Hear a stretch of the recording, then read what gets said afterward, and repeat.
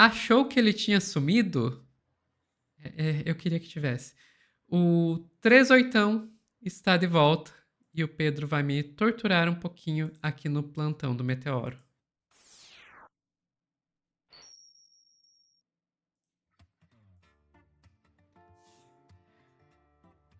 Lá vem, Pedro. Tenho até medo de perguntar. O que aconteceu dessa O vez? 38, que é uma espécie de monarca, mas eu quero só revisitar rapidamente o que esse fulano já disse, né, antes de trazer. Ele reclama, Sofia, do posicionamento do Bolsonaro, do Bolsonaro diante do Xandão no julgamento. E ele vai falar coisas sensatas, assim, que o Bolsonaro se acovardou e tal. Mas vamos lembrar quem é o 38 rapidinho? Olha lá, quem é Renato 38, influenciador que reclamou do fim da escravidão no Brasil, tá, gente? Essa daqui é oficialmente a editoria dos doidinhos da extrema-direita, porque eles às vezes aparecem, viralizam e somem, e a gente tem que criticar os posicionamentos deles. Então, só para vocês lembrarem, ele reclamou do fim da escravidão no Brasil. No podcast 13 Mãos, ele alegou que a assinatura da Lei Áurea foi um erro que cortou os direitos dos brasileiros, obviamente não considerando os negros como cidadãos. Essa, porém, não foi a primeira polêmica do Renato, defensor das criptomoedas como meio de vencer as barreiras do Estado e da ideologia Red Pill, que combate o movimento feminista. Ele se destacou pela publicação do livro Bitcoin Red Pill. O termo se faz referência à pílula do filme Matrix de 99, que revela a verdade. Então, só para vocês lembrarem, o 38 é o cara que diz isso aqui. Um dos grandes motivos do Império ter acabado foi a revogação de propriedade. Aham. Aí que a escravidão Pois é. acabaria de qualquer maneira em menos de 40 anos, não é isso? Sim. Já não tinha lei do ventre livre há mais de 10? Ou seja, quando já tinha a lei do sexagenário, não é isso? A escravidão acabaria no Brasil antes da Segunda Guerra Mundial, velho. Sem revogar a propriedade de ninguém. E talvez essa chaga da República não tivesse chegado até a gente, né? Sim. É, irmãozinho. Rapaz, você já ouviu alguém publicamente dizer que a Olha, é o podcast de Chernobyl, né? É o Três Irmãos, o Ickerson, que foi tratorado pelo Jones Manuel, e o 38. É só lixo. Todo mundo junto. Lei Áurea pode ter sido um grande erro, velho? Eu tenho medo disso aí. Não, mas a escravidão já ia acabar, porra. Não, a escravidão já ia acabar. Não podia importar escravo. Quem nascesse não era escravo. Fizesse 60 anos não era escravo, não é isso? Não entendeu o que eu tô dizendo? Ia ser gradual. Aí a mulher chegou e disse assim, olha, toda sua propriedade agora não vale merda nenhuma. O proprietário... E o microfone é do Fala Glauber, que é um podcast de polícia, em que os policiais também falam outros horrores. Cara, os MesaCast no YouTube tá fazendo o Flow e o Inteligência Limitada parecerem normais, né, Sofia? Você tá mutado, não estamos te ouvindo. Eu acho incrível como ele fala de pessoas como propriedades com a maior naturalidade do mundo. Não precisava revogar a propriedade de ninguém. Pessoas nunca deveriam ser propriedade. Ponto. Não tem ai. A propriedade privada já é um negócio problemático. Você ainda Propriedade privada, sim. Você torna pessoas propriedades. É o fim do mundo, gente. É você transformar pessoas em coisas. E assim, a impressão que dá é que ele queria fazer um fim da escravidão a lá fim da ditadura militar, né? Lenta, gradual. E aí, antes da Segunda Guerra Mundial, já não iriam ter escravos por causa das outras leis. Não era para liberar todo mundo de uma vez, senão a gente perde dinheiro. Gente, Cara. e além do que, é sempre bom lembrar, inclusive essa tese de que você não precisava porque já ia acabar gradualmente, até isso é questionado, porque eles tinham subterfúgios para estender, então, para estender a questão da propriedade de pessoas. Então, até isso não é bem verdade o que ele está falando. Mas mesmo se fosse, mesmo se fosse, dane-se. Seres humanos não são propriedade, ponto. Ah, mas daí vai prejudicar as pessoas que têm propriedade. Foda-se. Dane-se. Eles deveriam ficar felizes de que eles perderam só a propriedade. Porque, sinceramente, deveriam perder mais. Exatamente. E aí, só para o pessoal também saber, o 38 de fato é um doidinho de bairro, Mas a gente não pode esquecer com quem que ele conversa, Sofia. Com qual bolha ele conversa? Matéria do Estadão de março desse ano. 38ão, Nicolas recebe ataques dos bolsonaristas. Eu gravei um corte ontem, que o Nicolas tá deixando o Eduardo Bolsonaro puto da vida. Por encontro com um crítico de Bolsonaro. O 38ão, o Monark, daqui a pouco tá migrando para essa bolha também, eles são a bolha da nova extrema-direita, tá, gente? O deputado Nicolas Ferreira foi criticado por bolsonaristas depois de se reunir com o influenciador entusiasta de tecnologia Bitcoin, Renato 38ão, crítico do ex-presidente Jair Bolsonaro. Renato já se referiu a Bolsonaro como representante da extrema-esquerda. O cara é tão extremista de direita que o Bolsonaro é comunista para ele. Tá? É disso que a gente tá falando. Registros dos dois foram compartilhados por Renato e seus perfis nas redes sociais. Lá em março, Nicolas não compartilhou as imagens que os dois aparecem juntos em suas páginas. Ele já afirmou em podcast que, na sua opinião, o governo Bolsonaro foi mais alinhado à esquerda e que o mandato da ex-presidenta Dilma Rousseff. Como justificativa, apontou a indicação dos ministros Cássio Nunes Marques e André Mendonça no STF. Os dois seriam, segundo ele, petistas declarados. Tem o fantástico mundo do Renato 38ão, né, gente? É uma loucura isso aqui. É completamente doido. O encontro não foi bem visto por aliados de Bolsonaro. No X, o antigo Twitter, o deputado federal Mário Frias classificou a postura de Nicolas como absurda. Então, meus caros, é esse cara aqui que vai criticar agora o Jair Messias Bolsonaro nesse recorte. Deixa eu só pegar aqui a minutagem exata que eu deixei no roteiro. Minuto 5. E aí vamos ver o que ele fala lá do discurso do seu Jair. Vou botar aqui. Vamos lá. Acesso que ele deu as costas. Se ele ganhou, tipo, por uma diferença irrelevante. Boa sorte para todos nós, Sofia, até o final desse corte. Meu Deus, Pedro. Ele teve mais voto quando ele perdeu do que quando ele ganhou. Como é que esse cara vai ganhar? E mesmo que ele ganhe, ele vai fazer o quê? Que ele teve um poder que ninguém nunca teve, nem o imperador teve o poder que ele teve. Da forma que poderia ter usado. Eu só preciso que vocês me autorizem. A galera autorizou? Ele fez o quê com a autorização? Foi lá ler a cartinha como é o nome do cara aqui de São Paulo, não é isso? Do Temer, não é isso? Acabou, velho. Acabou. Não tem negócio de eleição, não. Mas parece que a galera ainda tá alucinada, Renato. Eu vou te falar que até eu vi muita gente falando assim, mas ele falou pro Alexandre que em 2026 ele vai ser candidato. Sim, ele falou também que a caneta dele ia cantar. Ele falou depois da eleição que a caneta dele ia cantar, que ladrão não subia a rampa. Teve essa conversa que ladrão não subia a rampa. Ele falou isso, não falou, acabou. Ele não disse. Ele falou que não ia ter nenhum incentivo à lei feminista. Não, ele falou que ia defender a família, chegou lá exatamente, e agora aprovou tanto de lei feminista.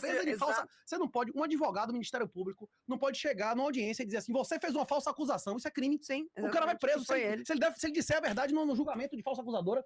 Tem lei de defesa, falsa acusadora de crime, com o nome de uma falsa acusadora. Você não pode chegar e constranger a pessoa dizendo que é uma falsa acusação na defesa de... Qual é a falsa acusadora, Sofia? Maria da Penha. Ele tá atacando o Bolsonaro e a Lei Maria da Penha. Assim, ao mesmo tempo. Esse é o problema da extrema-direita correr solta, tá, gente? É até educativo que eu trago esse corte aqui, não tem nada de engraçado, não. A gente tá, tipo, em um dos fundos do poço. Não sei se tem mais fundo do poço. Deve ter. Ah, com certeza. Se chega no fundo do poço, pega a broca e vai um pouco além.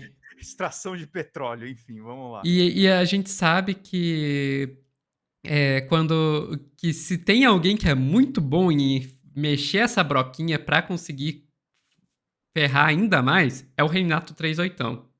Sim. Ele consegue ser pior que o Monark, gente. Ele é pior que o Monark. A nossa vida com armas tá bem pior agora do que antes dele entrar. Posso fazer o jabá disso aqui? Pode fazer. A nossa vida com armas tá bem pior agora do que antes dele entrar. Então, eu ia te perguntar isso, assim, porque parece que você tá concordando com o que o Renato fala aqui em relação ao Bolsonaro, né? O cara que mais armou gente nesse país foi Alexandre de Moraes. O cara que mais botou arma na mão de gente nesse país foi Alexandre de Moraes. Alexandre de Moraes foi o responsável por modificar o entendimento da lei de desarmamento para dar arma à guarda municipal. Tem mais guarda municipal hoje com arma na mão do que policial civil nesse país. Você entende o que eu tô dizendo? Sim. Alexandre de Moraes armou centenas de milhares de homens com respaldo ele mudando o entendimento da lei. Entendi. Porque antes era só município acima de 500 mil habitantes, salvo engano, não é isso? Ele chegou e liberou geral para todos os municípios, né? E ele tem esse finalzinho de frase que fala, não é isso mesmo? Que justifica qualquer absurdo. Não, se tiver enganado, você me contradiz. Mas ele não deixa ninguém falar. Ele vai lá e vai mandando. Guarda municipal tem arma hoje? efetua a prisão, dá pau. Sim, Pois sim. é, graças a Alexandre de Moraes. Coisa que o Bolsonaro não Por fez. Não quê? fez.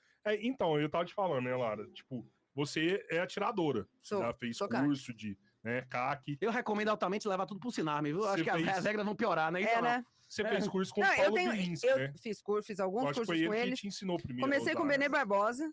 Eu vi Só gente boa. Comecei com o Benê Barbosa e depois fiz muito tempo com o Paulo Bilinski, que é um amigo muito querido. E aí, você não tem discordância com ele nessa? Paulo Bilinski, um amigo muito querido. Sofia, agora eu tenho que problematizar uma coisa. Gente, só uma coisa. Coloquem Paulo Bilinski namorada no Google. Não vou falar mais nada, só coloquem isso. Pesquisem. Eu vou problematizar uma coisa. O que influenciador comunista tá fazendo nesse podcast? Me dá uma justificativa, Sofia. Ocupar espaços. Pois é. Eu acho que tem... O pessoal vai xingar nos comentários, tô nem aí, tá, gente?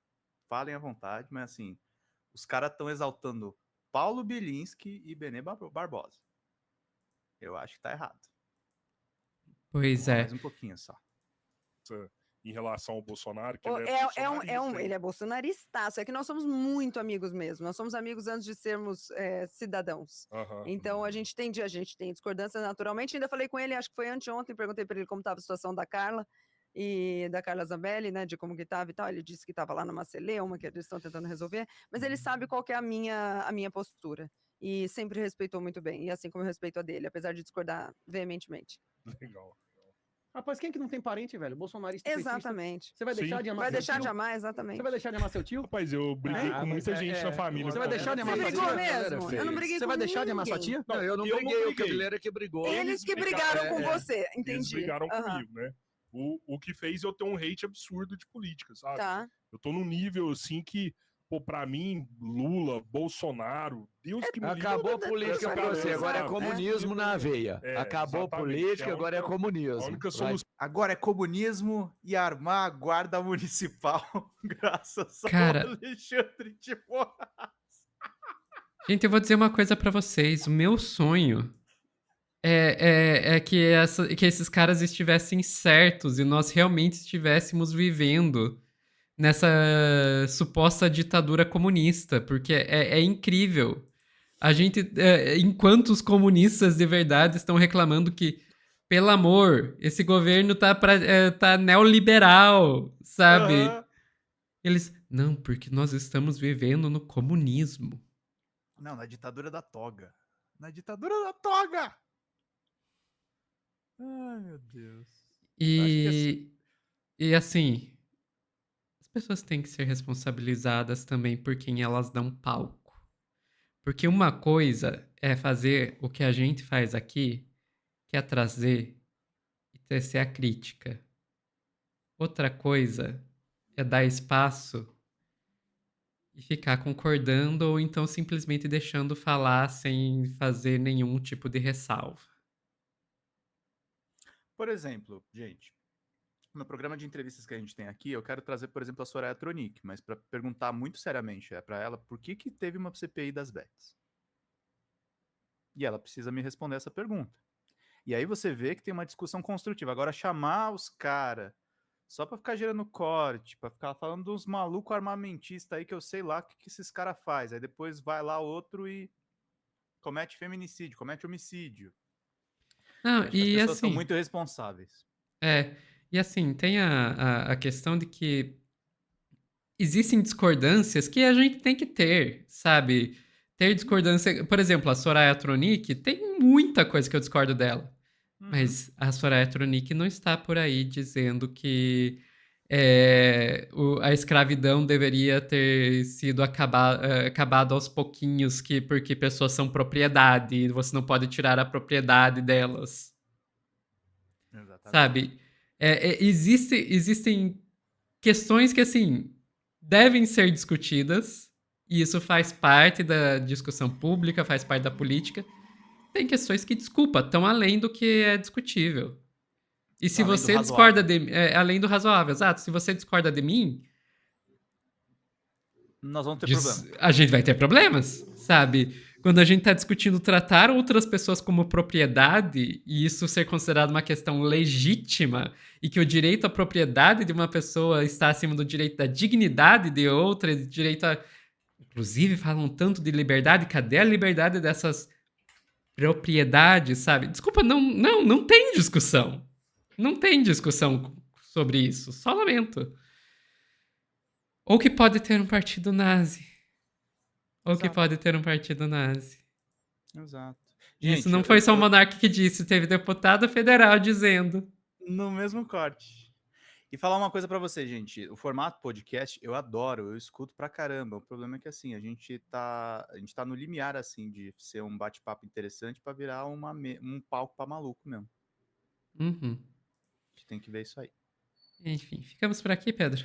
Ficamos por aqui, Sophie. Pessoal que tá assistindo ao vivo, a gente já volta a dar um tchauzinho pra vocês.